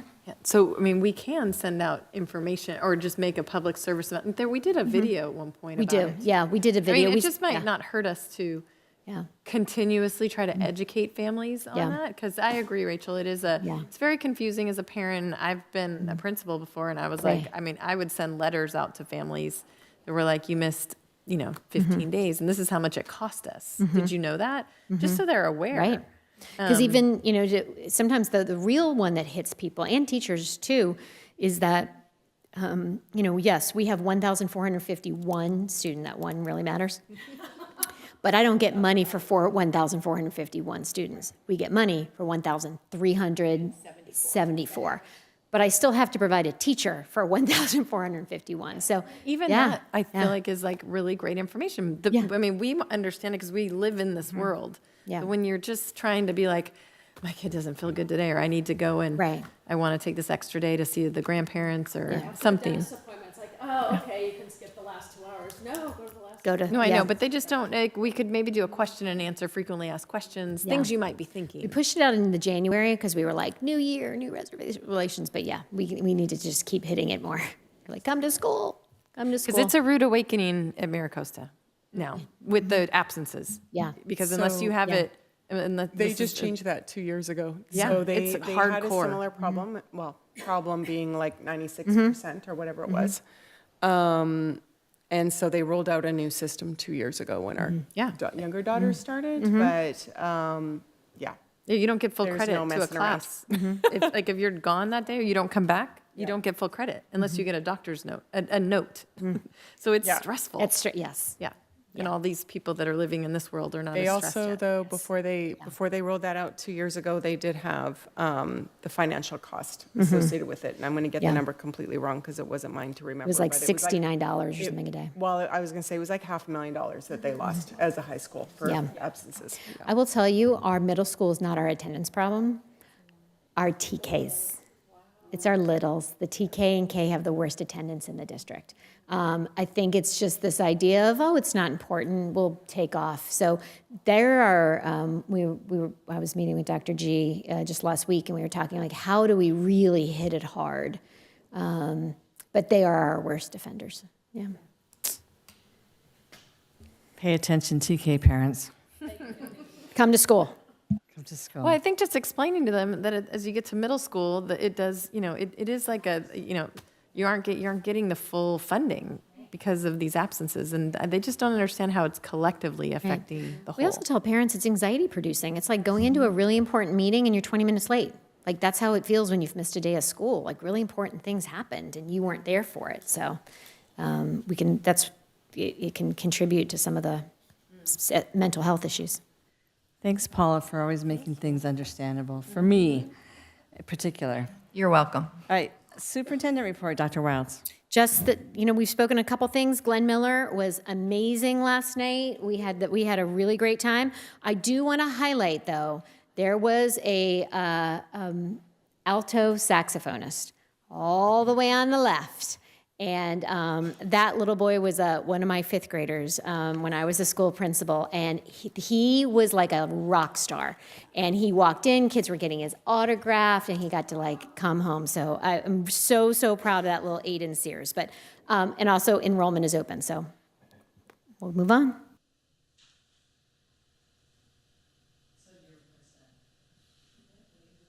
Hey, I thought you were asking her to give you the slideshow. Okay. Now we'll move on to the consent. Do I have a motion to approve the items on the consent agenda? So moved. Thanks, Jen. Second? Second. Second, thanks, Carol. All in favor? Aye. Aye. So moved. So moving on to action items. Item 12.1, tentative agreement between Hermosa Beach Educators Association and Hermosa Beach City School District of revised certificated bargaining agreement language. Dr. Wiles. Absolutely. So tonight we bring to you the certificated tentative agreement between the Hermosa Beach City School District and the Hermosa Beach Educators Association. This also includes the Assembly Bill 1200 report that outlines what the financial impact of what this tentative agreement does to our, and you'll see it, you saw it in Paula's report. I want to take a moment and really thank our association. If you read the news right now, there's lots of not great relationships all up and down the state. And so we just really want to thank the HBEA, thank the team, thank the union that ratified. This agreement includes revisions to contract language as well as a 1.75 on-schedule increase and $250 increase to the health and welfare cap. Agreement was reached. This was ratified by the union, by the association, and staff recommend you approve this agreement. Okay, thank you. Any questions or discussion, starting with Rachel? I'm just thrilled that we had a strong superintendent to lead us through a wonderful, to reach a wonderful agreement that takes care of our terrific teachers. Thank you. No questions, thank you. Jen? No, I just second what Rachel said. I agree. Thank you for the people who are working on this to get it done and make it happen. And I'm glad we can, support what we can within a budget crisis situation. So I'm glad we can do something. Cool. Maggie? Okay, do I get a motion? So moved. Rachel? Second? Jen, all in favor? Aye. Okay, item 12.2, tentative agreement between Hermosa Beach Educators Association and Hermosa Beach City School District of revised classified bargaining agreement language. Dr. Yes, Wild. so now this is the classified version. So just a reminder for the millions of people watching this online, we have a single bargaining unit that bargains both. So this is for the certificate, this is for now for classified. Again, also includes the Assembly Bill 1200 report. It includes revisions to contract language, again, 1.75 on schedule increase, 250 increase to health and welfare cap. Agreement was reached and ratified. Staff recommend you approve this agreement. Any questions or comments from the team here? Good. Can I get a motion to approve? Motion to approve? Carol, second? Second. Jen, all in favor? Aye. Okay, item 12.3, nominating ballot for CSBA Delegate Assembly. Dr. Wiles. Yes, so this item is an opportunity for the board to discuss, and then you would direct staff to submit your ballot to the CSBA Delegate Assembly on your behalf. The board can select up to 6 candidates for the nomination. This, important to note, this ballot has been revised twice, and so the one before you tonight is the most recent with 6 candidates. All right, any questions or comments from our team here? Okay. Yeah.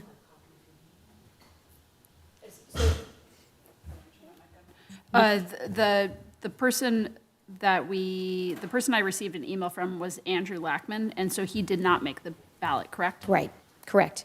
He was on, but then I believe he was off on the revised ballot. Oh, thanks, appreciate that. Hold on a little further. And so we could do write-in candidates, so if we wanted. I believe so, yeah. Or can I do discussion, Board President? Sure. Yes, you may. So we received emails from Culver City, and previously our CSBA delegation has been primarily on the east side of Los Angeles. And although we are all one LA County set of schools, there are differences in populations and cities. And so with the delegation usually located in Downey, Norwalk, where they will have multiple delegates from those regions, the South Bay region as a whole usually gets excluded. We've made some growth in that. I was a delegate for 2 terms. Santa Monica has a delegate on here, Alicia Mignano. Ann Phillips is a longtime CSBA person. She's probably been one of the longest. I think she started serving in 1983. Committed to public education. from Paul. But what I think it might be worth our while, just in order to get our voices heard from the west side, is we can do write-in. And so I would recommend that we do a write-in for Andrew Lackman. He reached out for us. I think he reached out to everybody on the board. He's a former legislative director for Ted Lieu, and so knows this area very well from being a rep here. So I would suggest that if we were to play around with these things, I don't know if we just want to go, do you want me to set up some names to recommend? I think that would help me because I know that you're in the know. I mean, how are we doing this for this agenda? Just like this. I'd like to propose that we, if everyone's okay with just going with Maggie's suggestion on these. I'm comfortable with going with Maggie's suggestion. Well, so the one I have on here is just a one-person update, and so that's Andrew. And then with that, I would remove one of the Downey folks, just because they've been on. So I would remove Linda, since she's been, I think, one of the longest-serving folks on there as well.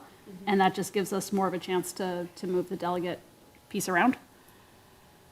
So that's my recommendation, but open to hear other people's perspectives on it.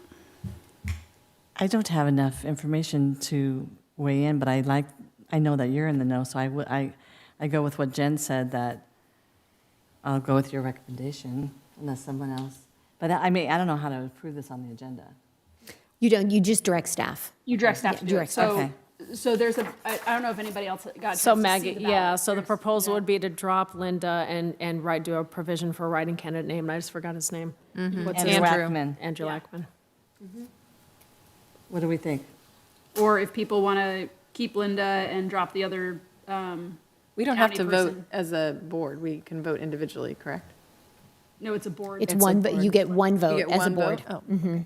So if we the want one to red drop the piece. other. I defer to Maggie's expertise, because I don't know these folks, and I like your rationale. I like I do it too.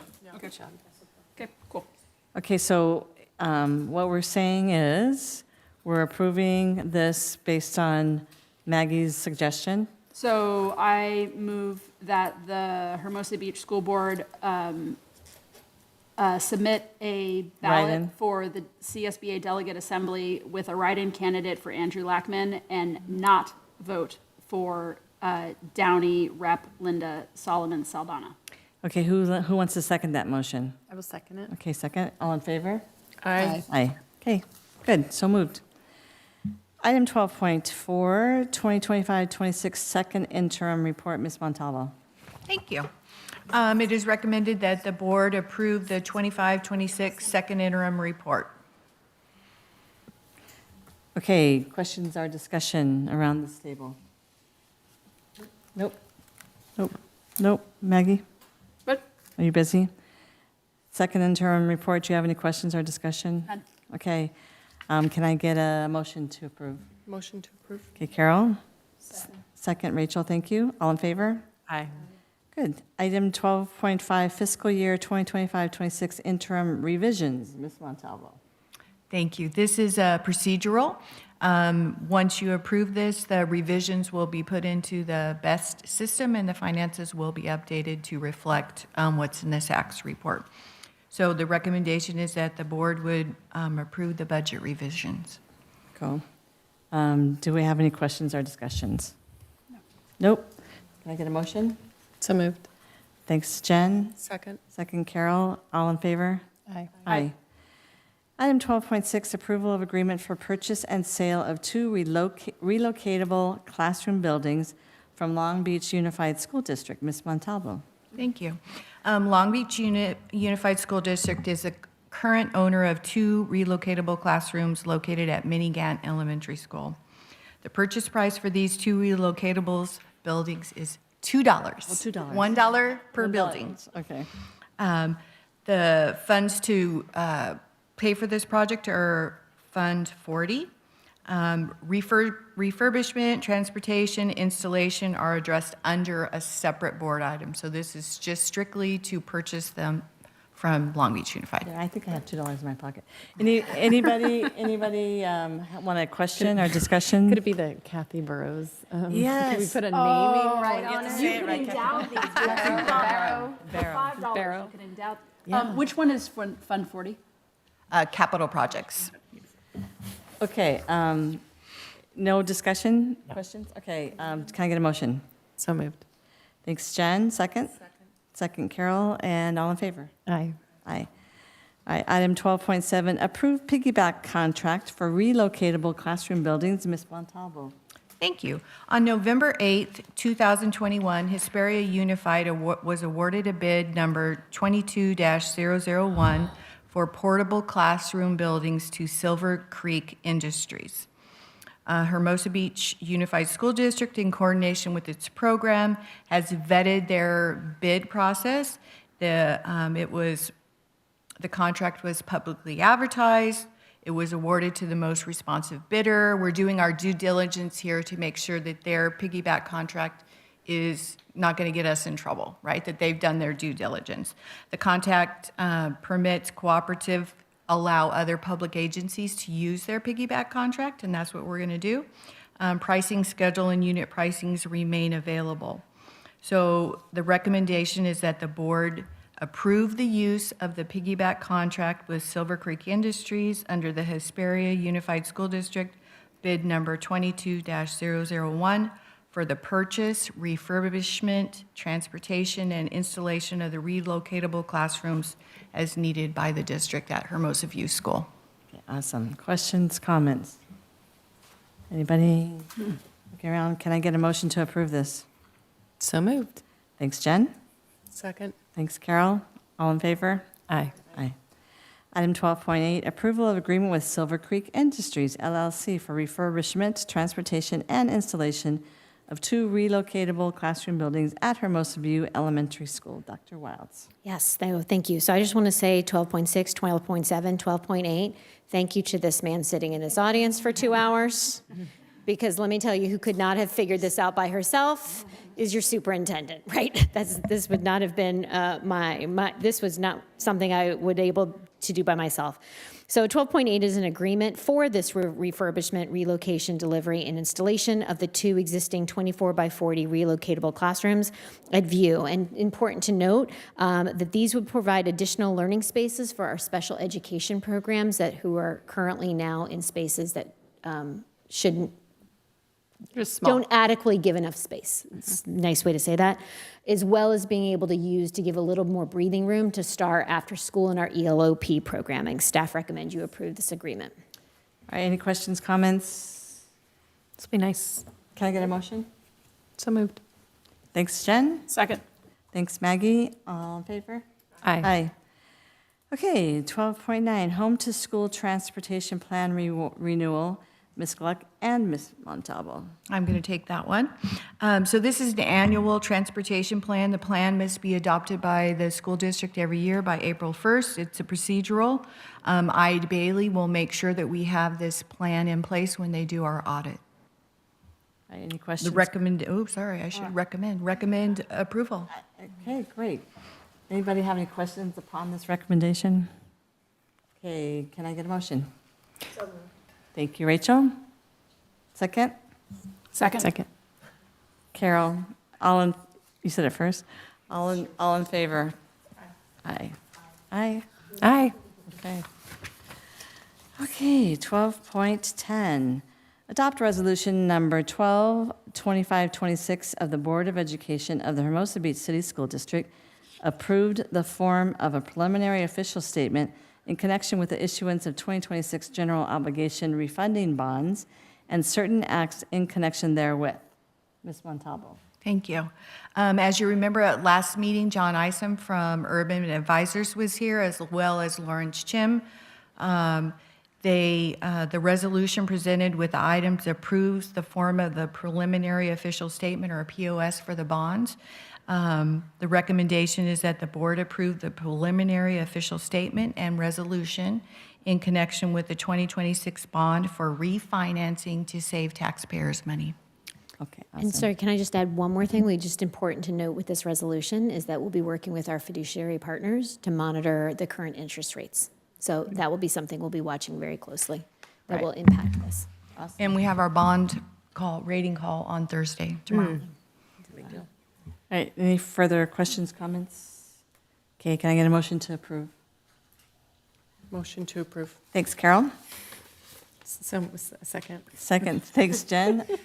Got off my game. All in favor? Aye. Aye.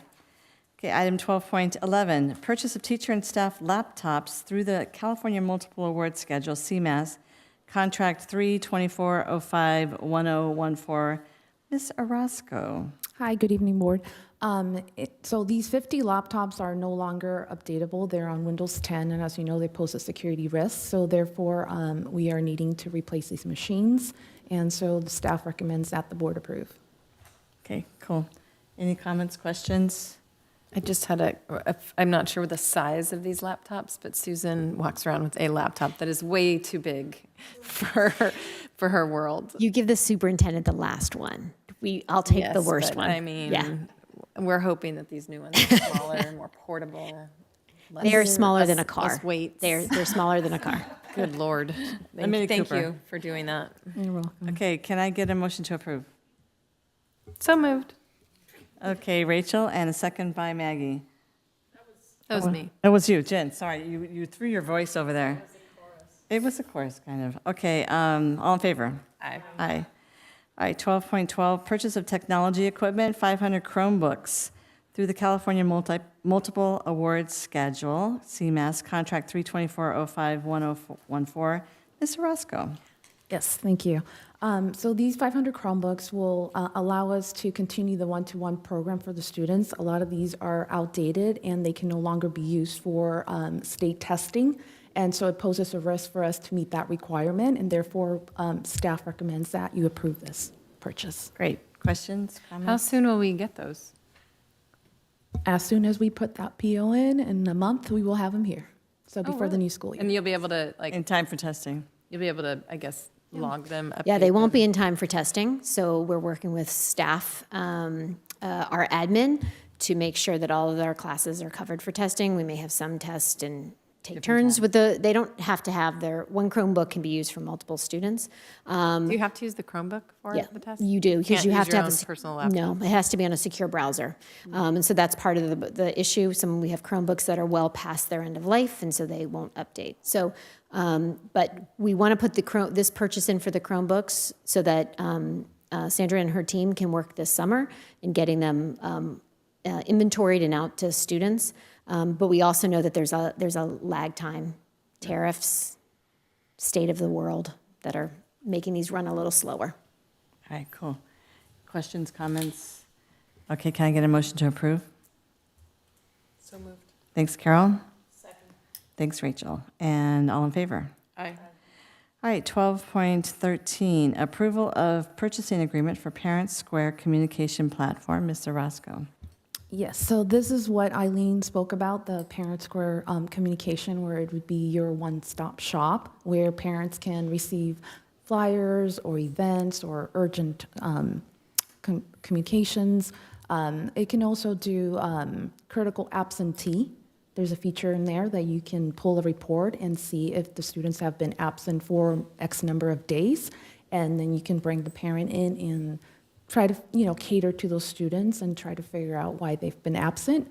And so that's a good feature. Also, they have a feature for paying, like for student uniforms, for dances, for concerts. You can probably even use it for Chromebook fees. So it's one platform. They don't have to go through multiple platforms to get what they need. So staff is requesting to approve this, the board approve this Great. purchase. I don't think we have put it because we asked Eileen questions. Yeah. Can I get a motion to approve? So moved. Thanks, Carol. Second? Second. Thanks, Jen. All in favor? Aye. All right, that concludes the action items portion of the agenda. We will now move on to the board member roundtable. you. Bye, thank you. Okay, starting with you, Rachel, board member roundtable. You don't have to have anything you don't want. I think I'm going to pass. I was going to bring up an issue, but I'll save it for next time. Okay. Go ahead. You go. No, I feel like I have to say No, something. you don't have to. Do you have anything? Yeah. So Kathy gave me a teacher look, and I felt like I had to say something. I do have that look. Ask my husband. What I did want to bring up is that I had the pleasure of going to Beach Cities, had an event. I think this was last weekend, could have been the weekend before, it's a bit of a blur. And I had the privilege of seeing our own superintendent on a panel with some other, 2 or 3 other people, I think, 2 other people from Redondo talk about leadership and what that means to young students. And obviously, she made us all look really good. And As usual. so it was really nice to see. It was really nice to see a full house. I think they had something like 100 students from all over LA County show up. So very cool event. What was it for? Student leadership. Yeah. Oh, I went to that last year. Full-day training, so different than what we've been to before. Okay. All of the kids came to Alcove. It kicked off with myself, Jane Deal, Bian Cho. Interestingly enough, Jane Deal, who's now on the Beach City Health District Board, was she was on the board that hired me first as a principal. So it was like a little walk down memory lane. And all the students came, and so we was kind of like we were just like the first 20 minutes, and then the rest of the day they were all engaged in different leadership breakout. They had purpose workshops and mindfulness workshops. It was really cool. It was through Beach Cities Health. Beach Cities Health District, yep. That's awesome. Okay, Jen, roundtable. No, I was just thinking, just since the state of the world is a little crazy right now, I'm sure that we're getting students coming to school having, whether it's being, having watched the news or just being nervous about things, and just hopefully that we're able to give our staff support, and maybe through the committee that Carol is sitting on, I'm not sure what we're able to do. We got some really amazing resources from LA County that Ms. Bledsoe and principals were able to push out to their teachers, more so geared for middle school and high school age, but how to have respectful conversations about political world events. So we really thank them for being able to provide those resources to us. Great. Will you just send us that in your Friday update? Yep. Because I'm sitting on, or I'm attending, Susan and I are both attending the South Bay United Against Hate committee. I'm not quite sure yet what the committee can do other than meet. And I'm asking because it doesn't seem like there's a budget. And so it's talking about things, but I'm not sure. I would like to encourage the group to find budget numbers within their organizations or whatever representative they represent, to bring things to the table to be able to then do something if they want to do. Because I'm not finding that there's a lot of talking. I'd like to find us a way to do things. We have a purpose, right? Yeah, it just seems, I'm not sure what it is yet. But I feel like it's going to flow into some of the things in the world that are happening. Thanks. Maggie. Apologies, folks. I got 4 things for you. At least I know what they are. We can count on that. I do. Working at home. I love it. Working at home all day. Just by myself in a corner. First of all, thank you to leadership, Hermosa, for inviting the board to come speak with its upcoming leadership class. I know Dr. Wilds is going to go. I can't go. It's a great experience, board members, if you haven't done it. Carol's going to go. Great, Yeah. because it's really fun to talk. Jen, you're able to go. Jen's going to. You're going to go too. Carol and I. Karen, can yeah. go, yeah. Perfect. Thank you. The second thing is just a general note for people that there's a primary coming up in June, and we have both our assembly and state candidates running, and they know very little about education. So to get out and educate them on our issues, and so I also encourage everybody up here on the dais, like, go out, and there's forums being held. There was one last week in Hermosa Beach. The general response is, what would you do for South Bay school districts to improve education, was bring in more money. So they don't understand how school finance is, which is terrifying considering that's the majority of the state budget. So go and ask good questions and make relationships so we can push our issues as one of the smallest school districts in the state. The third piece is Rachel, I'm presenting at LACSTA on Monday night in Pasadena, so I can be the delegate person. I'm doing that in my other capacity on teacher planning time. So happy to go and represent if you don't want to make the drive out to Pasadena. I was just going to zoom in because I've got soccer. However you like. If anybody wants to zoom in, though, I just think this work is so exciting. And so we're bringing out research where we've doubled planning time in another district for teachers. And the results of that were increased teacher retention by up to 6% on some of our campus, ELA and math growth up to 21% in some of our academic gains. And these are already incredibly high-performing schools. And chronic absenteeism dropped by 6% in some of our places. So, can you share where you're doing this? Because this is what you sent us, yeah, this right? is, yeah. So this webinar, there's going to be another webinar that we're hosting in May during Teacher Appreciation Month, but the one for LACSTA will be Monday night, and it is available on Zoom. Monday night at what time? You're going to send the details so then we I will, can, yes. and is it going to be recorded as well? I have no idea what they do. Are you allowing it to be recorded? I have no idea what they do. But I you're think- okay if it's recorded? I don't care if it's recorded. Okay. Yeah. Tracy Zernicki can probably answer the question. I don't believe they typically record them. Yeah, I think. But there will be open sessions. It's incredible. And then the last piece is in the Friday update, there was the Green Healthy Schools resolution that Carol has been shepherding. And so if people can, it's like a little dog. I'm the dog of that. So if people get a chance to look at it, so we can have a real substantive conversation and take action on it in April, that'd be great. I do think I did look at it and I did have some comment, Yeah, just that's what questions, it's- and I didn't know who do I shepherd You those can comments? send just all the comments to Carol, or you can send them to me.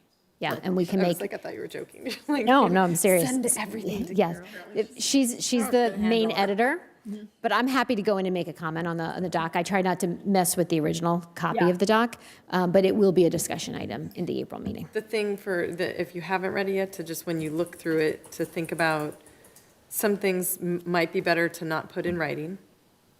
Because if you do put them in, I mean, they may be good thinking things, but maybe not writing things. And I say that because then you're kind of locked in to certain things. And then I feel like we learned some things when we had that equity and inclusion committee. And I just was a little wondering about how it was set up in terms of the wording All of that behind is it. So I was important. just, All ready so to- those are things yes. to think about. And then just, it talks a lot about tree growth, tree canopies and shade and all those things, and which I'm super supportive of, but trees do take a long time to grow if you're by them in certain stages. So when we've been talking with the architects about, redoing things, just making sure we're cornering off money to buy big trees, not small puny trees. That grow faster, because there is an issue with the trees in front of Valley.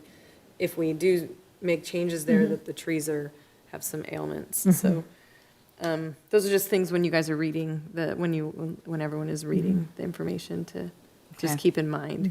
Because I also think it's a heat question also, and what resources we put towards shade. Yep. All right. So I'm last. Can I add Yes, you may. That Maggie said, so for that LACSTA meeting, does anyone, because I can send you the email, because we can all register and go, can either go. And I do see now, because it was in tiny little print at the very bottom, that alternative school schedules presented by Maggie Bove La Monica. Well, that's what they have you on, so, which is why wouldn't you just, wah, wah. So you're going to send that to us? So it's from 5:30 to 6 is the mixer, and then at 6 o'clock, but it's out, it is out in Pasadena. It's a hike, but you can register and attend via Zoom, so I'll just share with everybody. Thank you. Absolutely. All right, just real quickly, I had the honor of being a reader in kindergarten. First of all, Dr. Wilds was also a reader for the Read Across America, and I got to read in Audrey Aaron's class, and she happened to have been my former student. Oh, so cool. It was very, very cool, and the kids, it cracked me up, and they were very, very fun.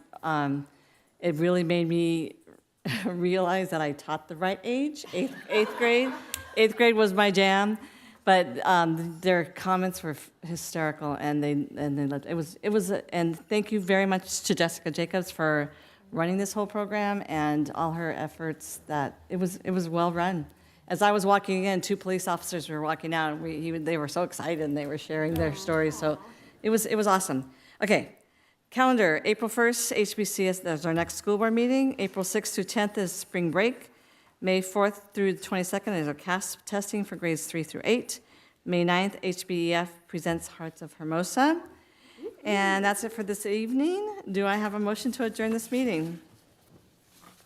Motion to adjourn? Thank you, Carol. Second. Second. Thank you, Rachel. All right. All in favor, aye. All in favor, aye.